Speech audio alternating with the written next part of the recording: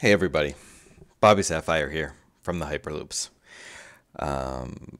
Running interference is one of the most misunderstood cards in all of Star Wars Destiny.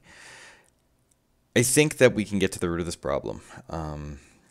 This is in response a little bit to the Tiny Grimes podcast where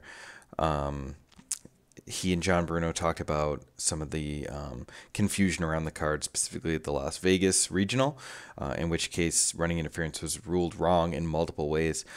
And I know Tiny and John are both experienced players, and I think in the podcast they just got the rules confused with coercion. But besides that, I mean, there's nothing wrong with getting rules confused.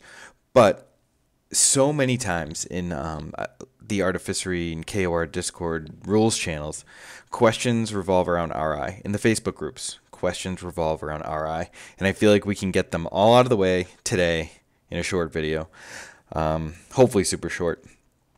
I can't script because I'm going to be showing examples, but I've taken copious notes. I'm an educator. I feel like I can do this. So, running interference, we can see right on the side of the screen here. It says, after you take an action, you may exhaust the support to choose an opponent. That opponent cannot take the same action that you just took on their next turn. What that means is that it has nothing to do with turns. It only has to do with actions. And if you look here, there is a list of 6 actions that you can take in the game. Those are the only 6 type of actions you can take. Everything around that involves this card revolves around these actions, and each starter deck comes with a card that has these actions listed. And when I played Sabine at my regional, I carried this card around so people could see. Actions are taken by a player whenever it is their turn. On a player's turn, they must take an action or pass. The different actions are listed below and described in detail on the following page. And the details of the RRG go pretty in depth, and they're not really pertinent to what we're going to do. But what I do want to say, there's one other addition to the RRG. Running interference has an entry in the FAQ for clarification. You cannot exhaust running interference twice on the same action to stop 2 consecutive actions. So that I'm not even getting into that because that's not where the confusion comes from. You can never double tap. You can never double exhaust running interference. So what I want to do today is give examples of each type of action and just make sure everyone's on the same page as to how this card is played. The first action is play a card from hand. There are several different kinds of cards: upgrade, event, and support. In this case, so I've got a game set up where I'm piloting as the Sabine Ezra player. I think most of the questions revolve around Sabine because she's a little bit more complicated. If we look at her game text, before you activate this character, you may play a weapon from your discard pile, decreasing its cost by 1. So that's where a lot of confusion comes from because Sabine's ability is a triggered effect, but we're not even going to get there right now. What Sabine does with play a card from hand generally is that she activates, she plays an ambush weapon from the discard pile, and with that ambush action, she casts Never Tell Me the Odds to fix her dice. When I get that ambush action, I could choose to running interference off of the activation, but we're focusing on activated character. I'll play a card from hand. So I play this card from my hand after, in one of my actions. So that is the action I took. Play a card from hand. I guess we'll just put this out here. I focus my dice. My dice are in the pool. I roll them. I focus them to 3s. After I take in this action to play a card from hand, I exhaust running interference. Now my opponent cannot play a card from their hand. I cannot play a card from hand when I activate Sabine and get a gun from a weapon from my discard pile because that is not an action I took. I took the action of activate a character. And we can take a quick look at what that is. It's a triggered ability. And my OBS is lagging.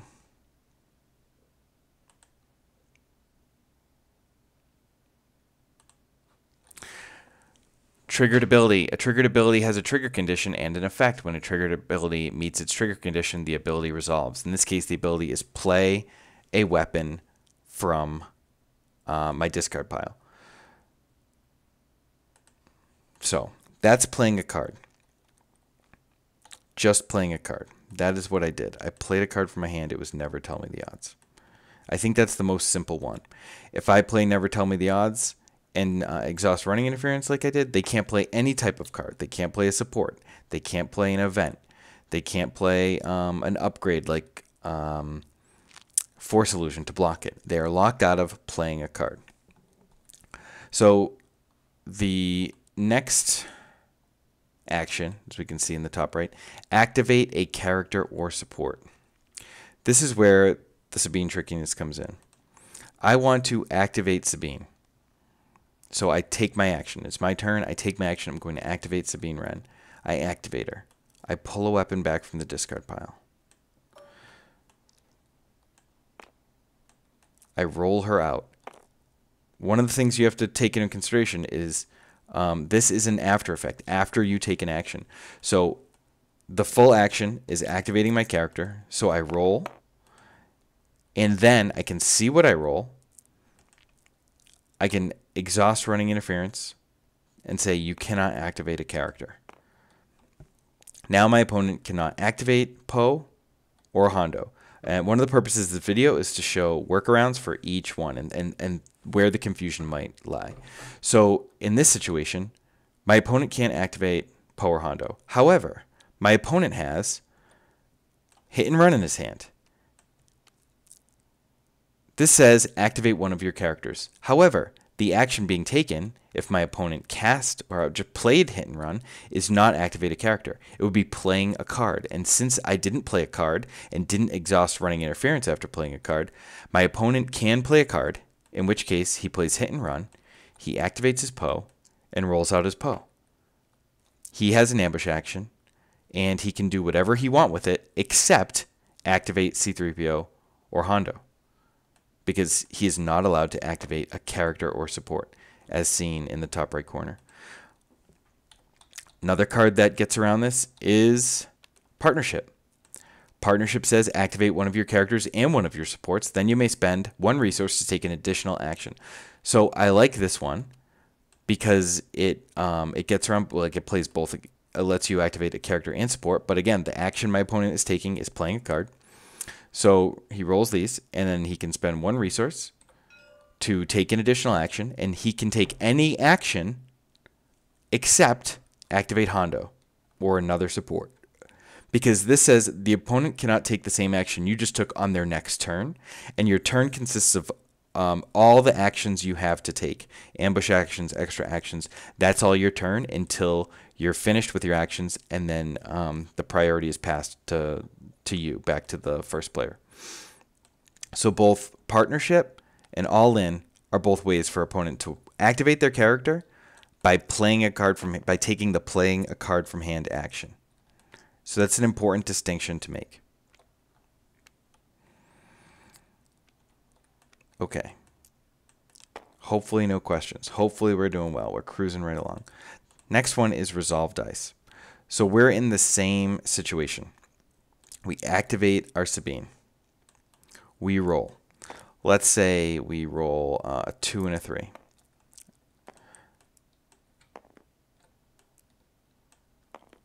Because we have an ambush action from this gun, because when Sabine plays an ambush weapon from her discard pile, she gets an additional action at the end of the queue, and we want to do 5 damage to Poe, and we want to exhaust running interference and say cannot resolve dice. Well, our opponent cannot resolve any dice. He cannot take any resolve dice actions. However, this might not be the, and you know, just to hammer it out there, we said can't activate a character also. This actually brings up a good point, is that you have to do things after they happen. So we would have had to, before we resolve the dice, said, okay, opponent, you cannot activate a character, and then we resolve the 5 into Poe, and we say you cannot resolve dice. Take that, you suck. And then our opponent says, okay, well, I'm going to hit and run with my action, which is play a card, not resolve dice, not activate a character, our opponent is going to roll 2-2, and then our opponent is going to play all in, which says resolve any number of dice in the order of your choice. So our opponent is taking another play a card from hand action, not a resolve dice action, and that opponent can resolve their 4 damage into our Sabine because they did not take a resolve dice action. So you probably saw that I accidentally flipped over Impulsive, which is another card that says resolve one of your dice. However, you're not taking a resolve dice action. You are taking a play a card from hand action. And there are a bunch of cards that resolve all manners of dice, like All In will do multiple, and Impulsive will do 1. And you could go to swdestinydb.com, and I just typed in resolve one of your dice, and a whole list of cards that you can possibly do this to pop up. So you've got Fair Trade, Awakening, C3PO, which is on the board. Any of these cards say resolve one of your dice. There are others, but this is just one example of a list of cards that get around that ability. Another one that I think is pertinent is Maz. When you use Maz, and this is important because Maz is used in an Obi-Wan Maz deck where they also use running interference. After you activate this character, you may resolve up to 2 of your dice. This is a triggered effect, just like Sabine's effect is a triggered effect. So if our opponent activates Maz with their action, and you've exhausted running interference on resolve dice, just like Sabine did, Maz allows that opponent to resolve 2 of their dice, up to 2 of their dice. So it's another workaround because our opponent is not taking a resolve dice action. And the only thing that matters with running interference is, did our opponent declare that as their action? Is that their taken action? In which case it would not be. It's the triggered effect from us. I guess this is... no, we'll wait. We'll wait on Jar Jar one more. All right. So while we reset, let's move to discard a card to reroll dice. This is usually used as a tempo play. We've got some blanks in the pool. We want to discard a hidden blaster. We want to reroll our dice. And after we see them, we say, all right, you can't resolve dice. This is usually a tempo play if our opponent has bad dice in the pool as well. This rule was specifically made because when running interference first came out, you could lock out your opponent essentially by activating a character, playing a card from hand before they rolled, and they couldn't play a card, and they couldn't activate. They wouldn't be able to resolve dice because there's no dice in the pool. So what you did was you effectively locked your opponent out of the turn. The only action they could take was pass. However, they modified the rules so you can re-roll 0 cards. You can discard to re-roll 0 dice. So if you get into this situation where our opponent says, well, I guess that's kind of unrelated, but that's just one of the actions, the discard to reroll action. Discard on the opposite side, I guess this is what I wanted to segue to.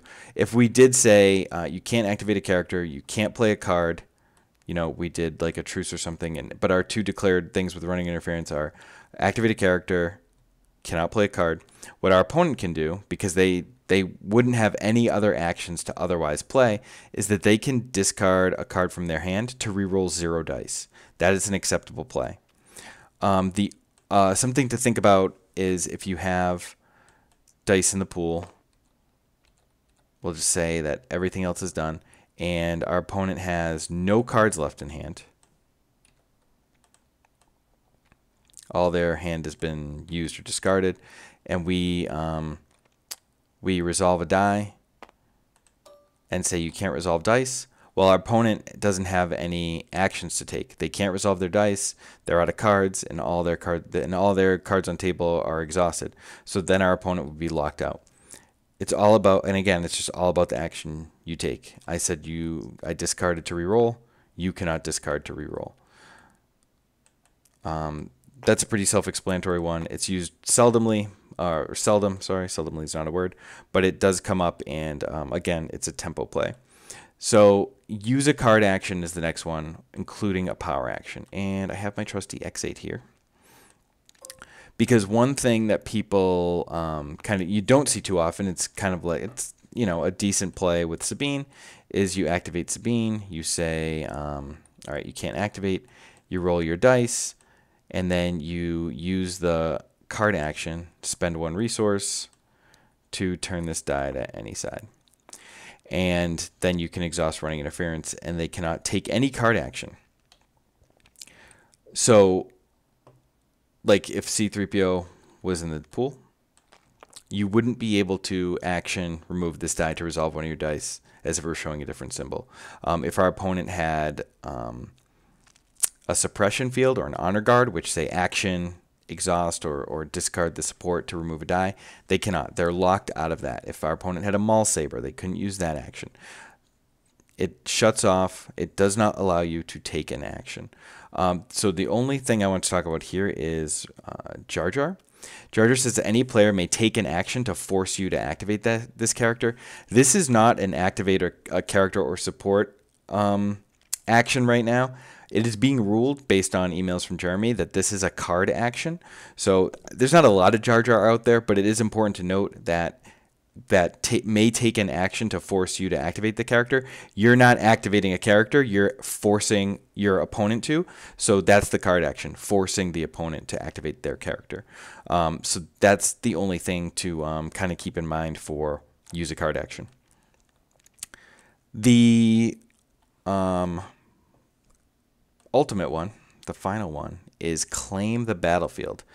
Now, there are some claim the battlefield effects, but usually those are referenced by other cards, like spot 2 red characters to claim the battlefield. That would get around if for whatever reason our opponent claimed the battlefield, they hadn't exhausted their RI, and they exhaust their RI and say you cannot claim the battlefield. Usually I do this as a joke to make my opponent laugh. Sometimes it works, sometimes it doesn't. But the idea is that your opponent can't claim because you've claimed. I don't think there's any way to take a claim the battlefield action once the battlefield has been claimed. Things like Grand Moff, I don't know all the names of all the cards, but there are cards that allow you to claim it. Just you didn't take the claim a battlefield action. You used a power action, or you played a card from hand. So that one won't come up too often. The last thing I want to talk about is another important one, and this is what the confusion was on the Tiny Grimes podcast, and that's passing.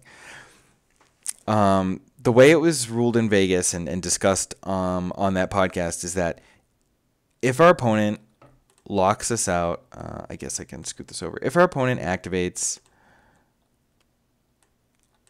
they roll out, they say, all right, you can't activate, and then they play truce for a resource, and then never tell me the odds. They fix all their dice, and they say you cannot play a card from hand. The only thing you can do, so this is again why the discard to reroll 0 was made. You can pass. You can pass here, and then once our opponent takes this action, they resolve 11 damage into Poe and kill Poe. You are not restricted anymore by the RA, by the running interference. It says the opponent cannot take the same action you took on their next turn, and your turn had ended. You passed. So let's look at the definition. If a player does not wish to take an action on their turn, they may pass their turn. They do nothing, but they retain the option to take an action after their opponent. After both players pass consecutively, the round proceeds to the upkeep phase. So that's the important thing to note.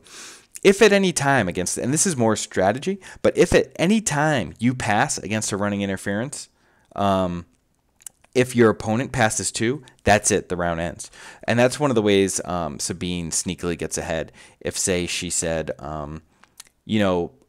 can't activate, can't play a card, and then resolves the dice, you say, well, I can't activate, I can't play a card, so I'll pass. Well, she's resolved all her dice, and so she doesn't really need to take any more action. She's happy to go to the next turn.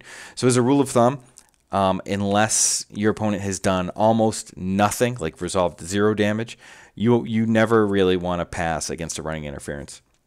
It's just very few and far between. But regardless, passing against running interference, as the rule states, they pass their turn. They do nothing, but they retain the option to take an action after their opponent. As you can see, the text of running interference right here, that opponent cannot take the same action you just took during their next turn. That turn, you passed that turn, it's over. So the effect of running interference has gone away. It is dissipated. It is gone. This was pretty exhaustive. Just over 20 minutes, which is basically what I was shooting for. If you have questions, rewatch this video because I answered them all. I don't know, but like I went through every action. The thing to remember, the only thing you need to know about running interference is that it only affects the action being taken. One of the 6 possible actions there are in the game. Play a card from hand, activate a character support, resolve dice, discard to reroll, and you can do 0, use a card action, including a power action, and claim the battlefield. I hope this helps. If you find people still being confused about it, you should have them watch this video and just say everything you need to know about running interference is right here. I hope I didn't miss anything.